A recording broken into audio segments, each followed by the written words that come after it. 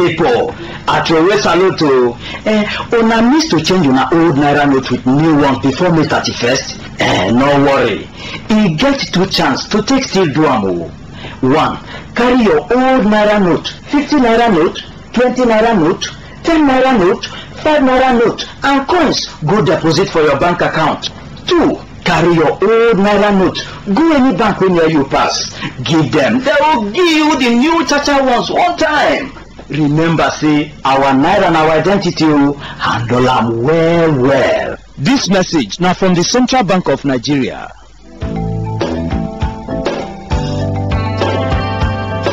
Over the years, various governments have initiated a number of programs and policies targeted at the poor people. Examples of these are the Rural Banking Programs, the Agricultural Credit Guarantee Scheme, the National Directorate of Employment, NDE, the People's Bank, Community Bank, and the National Poverty Eradication Program, NAPEP. Now, the existing microfinance institutions in Nigeria suffer a number of deficiencies. Let's take a look at a few of them. The underperformance of community banks and other microfinance institutions have been traced to incompetent management, weak internal controls, and poor corporate governance.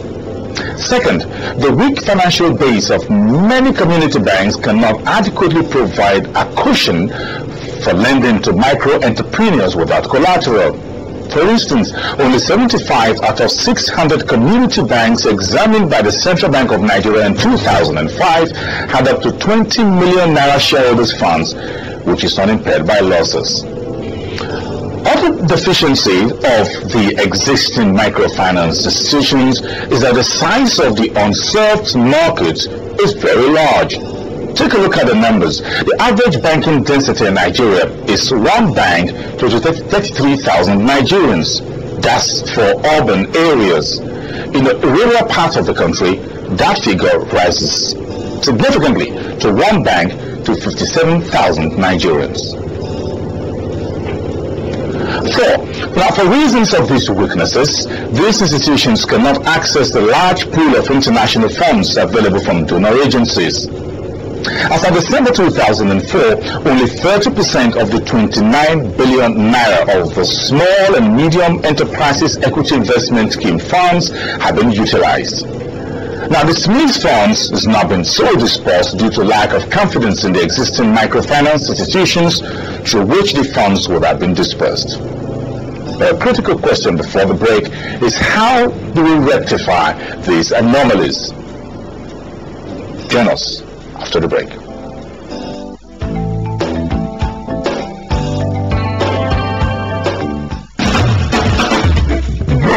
You be farmer, carpenter, mechanic, tailor, abi you be hairdresser. You want make your small business grow? To get loan don easy o. Central Bank of Nigeria don carry license give microfinance bank make them help you gather money wey to make your business grow. The only work wey microfinance bank get na to help provide money assistance to man pikin wey no get money at all. If e sef man pikin wey get small money wey take dey do business. True, microfinance go help make dem business grow. Enter any microfinance bank today wey near you. Make this better no pass you. Collect your own economic prosperity. Your money wey you deposit dey safe as microfinance bank dey insured inside Nigerian Deposit Insurance Corporation. Central Bank dey watch them every penny. For more tori, enter any microfinance bank wey near you or visit CBN website www.centbank.org. Central Bank of Nigeria dey knack una dis tori o.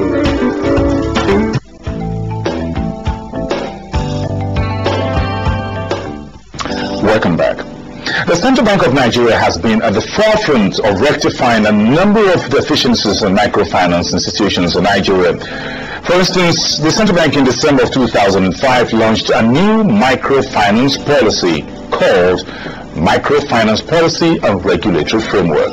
That policy document created a 24-month window, 2-year period to be precise, for groups and individuals in the business of microfinance to comply with the provisions of the new policy. In other words, the deadline for compliance is midnight, 31st of December 2007. The specific objectives of the microfinance policy include: we looked at the economy and found out that a lot of people required credit. I initially told you about between 60 and 90 million people that are active but really have no access to regular source of credit. So the specific objectives is to make financial services accessible to these people. In addition, it's supposed to promote synergy and mainstreaming of the informal subsector into the national financial system. You know, a lot of the people that are at the local level, they do their business and they are not involved with the financial system. They don't have a bank account, but they put their money under in their homes.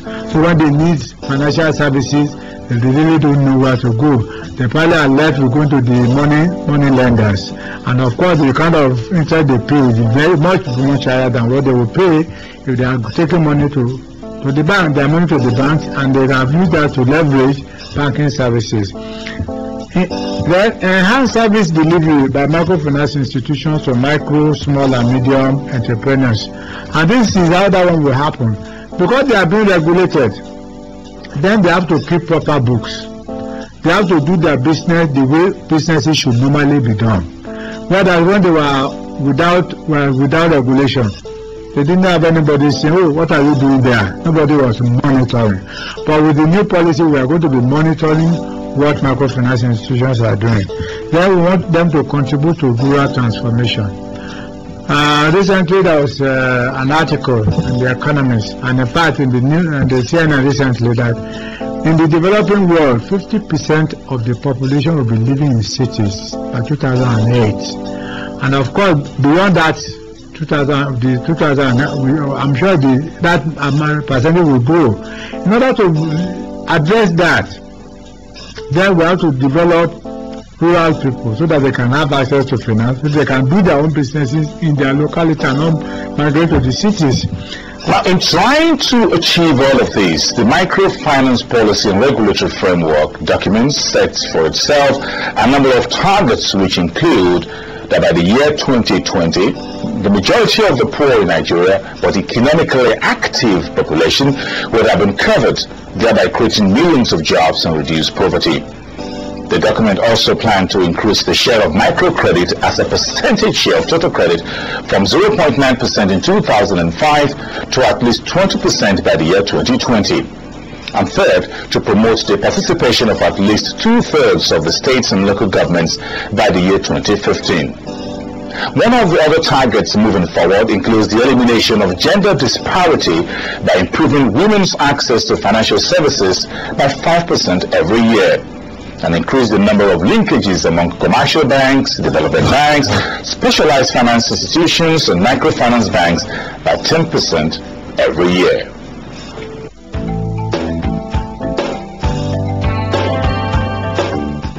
Experiences from East Africa, Asia, and Latin America show that well-run and regulated microfinance institutions lead to significant improvement in the socio-economic condition of poor households. Mr. Tawanda Sibanda works in an agency with headquarters in Kenya. That agency rates microfinance banks across the African continent.